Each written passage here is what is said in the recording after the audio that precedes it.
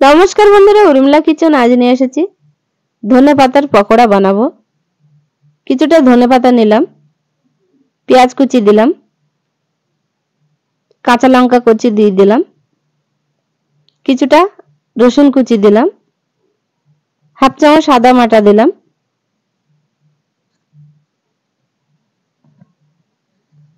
এক চামচ বেসন দিলাম, স্বাদ মতন লবণ দিলাম,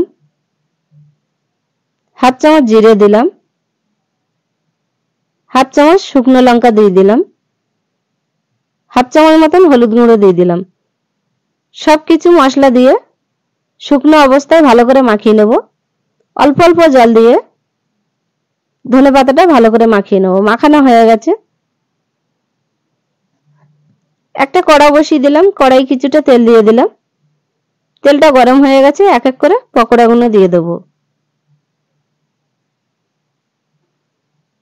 পকোড়াগুলো সব দেওয়া হয়ে গেছে। এক পিঠ ভাজা হয়ে গেছে, উল্টে আরেক পিঠ ভেজে নেব।